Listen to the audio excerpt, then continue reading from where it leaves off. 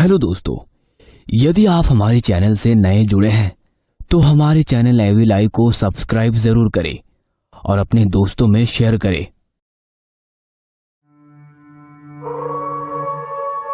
रात के 11 बज रहे थे और रितिका अकेले सुनसान सड़क पर चलती जा रही थी।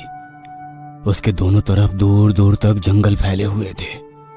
रितिका बार बार पीछे भी पलटकर देख रही थी और फिर चलती जाती। आज इतनी देर हो गई कि मुझे ऑटो तक नहीं मिला। एक तो पूरा दिन ऑफिस में बॉस ने खराब कर दिया। ऑलरेडी सर दर्द कर रहा है और अब पैर भी दर्द करने लगे। कुछ कदम चलने के बाद अरे हाँ, याद आया, राहुल कुछ कह रहा था। यहाँ आगे कोई बरगद का पेड़ है, वहाँ से शॉर्टकट है जो सीधा हमारी कॉलोनी के पीछे वाली गली में निकलता है। मैं एक काम करती हूँ, शॉर्टकट ले लेती हूँ, जल्दी पहुँच जाऊंगी, वरना तो मैं अगली सुबह ही घर पहुँच पाऊंगी। कुछ आगे जाकर ही रितिका को बहुत ही बड़ा और घना बरगद का पेड़ दिखा और उसे देखकर रितिका खुशी से बोली, बस यहीं से जाना है। वह तुरंत बरगद के पेड़ से लगे पगडंडी पर चल पड़ी जो जंगल के बीच से होकर गुजरती थी। आधे रास्ते पर आने के बाद रितिका को डर लगने लगा था।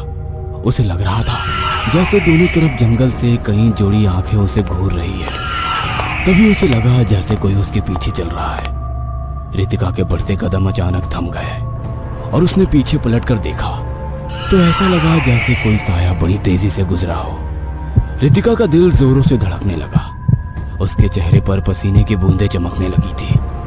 वह अपने कदम तेज तेज बढ़ाती जा रही थी। तभी उसे बाइक की आवाज सुनाई दी। इस वक्त यहाँ बाइक की आवाज सुनना रितिका के लिए बहुत हैरानी की बात थी।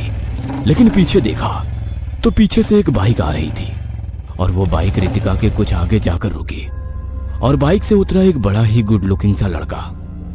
पहले तो रितिका को घबराहट हुई, लेकिन फिर उसने सोचा चलो कोई इंसान तो दिखा। तब तक वो लड़का चलता हुआ रितिका के पास आ चुका था और उसने कहा, आप रात के इस वक्त ऐसी जगह पर क्या कर रही हैं मिस? मेरा नाम रितिका है, मैं आईटी कंपनी में काम करती हूँ। दरअसल आज मुझे लेट हो गया तो मुझे कोई सवारी नहीं मिली और यहाँ से शॉर्टकट है, इसलिए मैं यहाँ से आ गई। इतना कहते कहते रितिका को अचानक से तेज ठंड का एहसास होने लगा। वो अपना हाथ सहलाते हुए अपने मन में बोली, अचानक ठंड कैसे हो गई? अब तक तो सब ठीक था।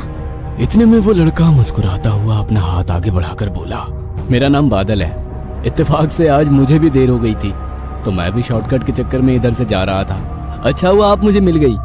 वैसे ये रास्ता रात के वक्त अकेले आने जाने वालों के लिए ठीक नहीं है, जमाना बहुत खराब है। आइए मैं आपको आगे तक छोड़ दूं। पहले तो रितिका को लगा मना कर दे, ऐसे किसी अनजान के साथ जाना ठीक नहीं होगा। लेकिन फिर उसने सोचा कि ऐसे सुनसान जंगल में जानवरों का शिकार बनने से तो अच्छा है कि किसी अजनबी के साथ आगे तक चली जाए। रितिका बादल के साथ उसकी बाइक पर बैठ गई। रास्ते भर बादल अपने बारे में बताता रहा। उसने बताया कि वो जमींदारों के